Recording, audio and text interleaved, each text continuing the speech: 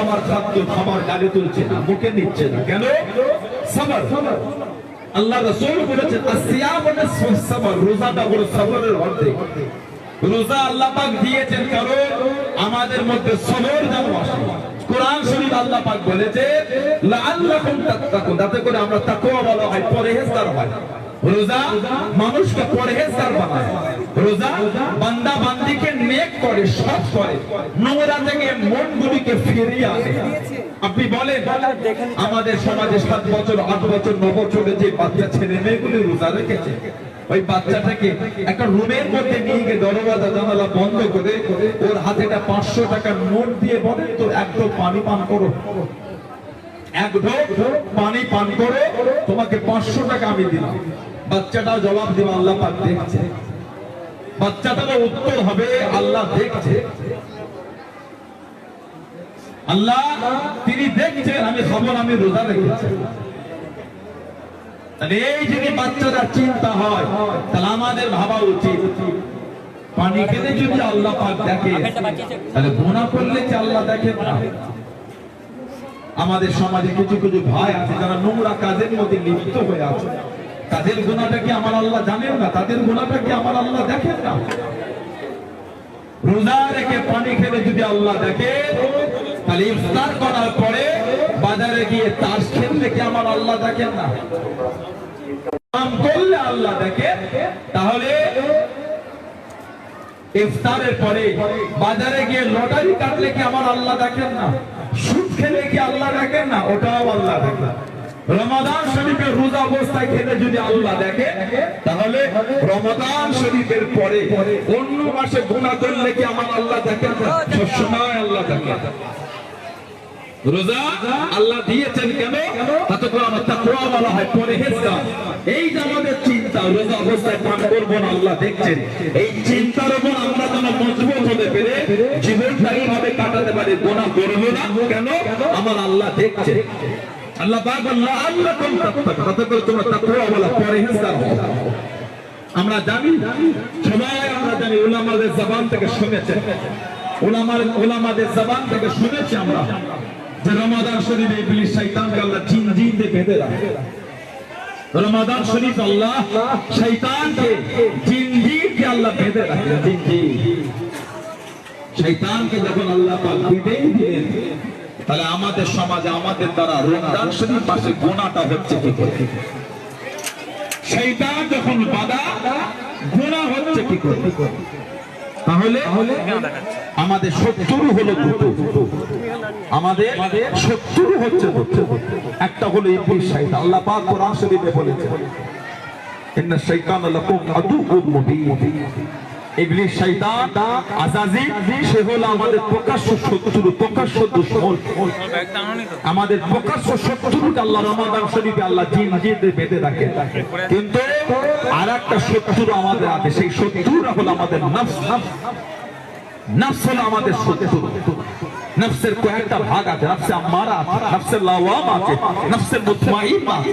নফসে মুতমাইন্না সম্পর্কে আল্লাহ পাক কোরআন শরীফে জিকির করেছেন, ইয়া আইয়ুহাতুন নাফসুল মুতমাইন্না, ইয়া আইয়ুহান নাফসুল মুতমাইন্না ইরজি ইলা রাব্বিকি রাদিয়াতান মারদিয়া ফাদখুলি ফি ইবাদি ওয়াদখুলি জান্নাতি। এই যে ইবলিস শয়তান বাঁধার পরে আমাদের দ্বারা গুনাহ হয়ে যায়, তার কারণটা হলো এই শয়তানের ধোঁকা।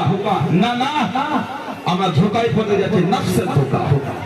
নফস আমাদের ধোঁকা দিয়ে গুনাহ করা। সমাজে যখন চুরি হয়, আমাদের এলাকায় যখন চুরি হয়, সকালবেলা এলাকায় গোল টেবিল বসে আলোচনা করতে করতে সকালে সমাজের মানুষ বলে কিভাবে চুরি করলো। কথায় কথায় একজন বলে ওঠে, তোরা যাই বলিস, এই যে চুরি হয়েছে, কাছের লোক, জানা লোক, গ্রামের লোক, আত্মীয় কিন্তু মধ্যে জড়িয়ে আছে। ইবলিস শয়তান বাধা থাকার পরে গুনাহ হয়ে যায়, কারণ আমাদের নিজেদের মধ্যে এমন কেউ জড়িয়ে আছে। ওই নিজেদের মধ্যে হলো নফস জড়িয়ে আছে। এই নফসকে আমাকে আপনাকে পরিবর্তন করতে হবে। নফসের গোলাম আপনাকে আমাকে হলে হবে না, আপনাকে আমাকে আমার আপনার নফসকে নফসের গোলাম বানাতে হবে। নফসকে আমাদের গোলাম বানাতে হবে।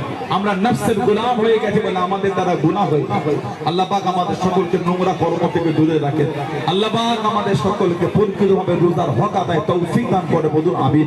জোরে বলেন আল্লাহুম্মা। আল্লাহ রাসূল বলেছেন, আল্লাহ নবী বলেছেন, রোজাদারদের জন্য কত আযাব, রোজাদারদের জন্য কত শাস্তি আল্লাহ রেখেছেন। লা হাওলা ওয়ালা কুওয়াতা ইল্লা বিল্লাহ। না না, আল্লাহ রাসূল বলেছেন রোজাদারদের মাকাম কত, রোজাদারদের শাস্তি নয়, রোজাদারদের মাকাম। আল্লাহ পাক বলেছেন নামাজ তোমাদের জন্য, রোজা আমি আল্লাহ আমার জন্য, আস-সাওমুলি আস-সাওমুলি, রোজাটা আমি আল্লাহ আমার জন্য, রোজাদারদের শাস্তি নয়, রোজাদারদের মাকাম। আল্লাহ পাক বলেছেন আমি আল্লাহ, রোজা আমার জন্য, রোজাদারদের বদলা স্বয়ং আমি আল্লাহ পাক বলেছেন। যেই গেটটার নাম হলো রাইহান, যেই গেট আল্লাহ রোজাদারদের জন্য করেছেন, যেই গেট আল্লাহ রোজাদারদের জন্য ডাকবে, আপনার আমার মধ্যে দিয়ে আল্লাহর জান্নাতের মধ্যে প্রবেশ করেন, গেটটার নাম হলো রাইহান নামক গেট, যেটা আল্লাহ কেবলমাত্র শুধুমাত্র একমাত্র রোজাদারদের জন্যই আল্লাহ করেছেন। যদি বলুন না সুবহানাল্লাহ। রোজাদারদের ইজ্জত কত, রোজাদারদের সম্মান। আমাদের সমাজে আছে কিছু কিছু রোজা রাখে, সমাজে কিছু আছে রোজা রাখে না।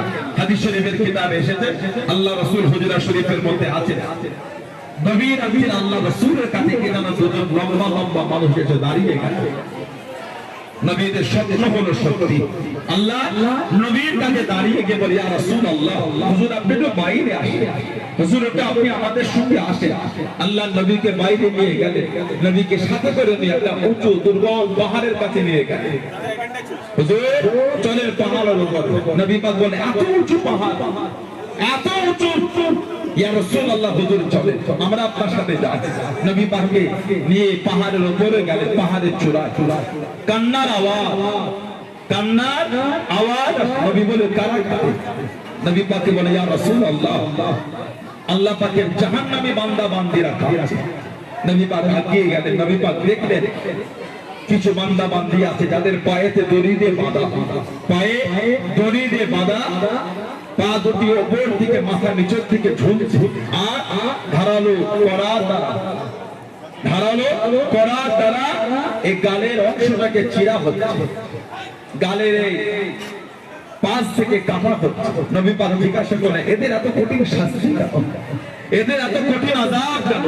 ইয়া রাসূলুল্লাহ, হুজুর বিয়াদে মাফ চাই, এরা হলো বেরুজা, এরা হলো বেরুজা, যারা রোজা রাখেন আল্লাহ পাক নারাজ হয়ে গিয়ে এদের জন্য এই শাস্তি রেখেছে। বলুন নাউযুবিল্লাহ, জোরে বলেন আস্তাগফিরুল্লাহ।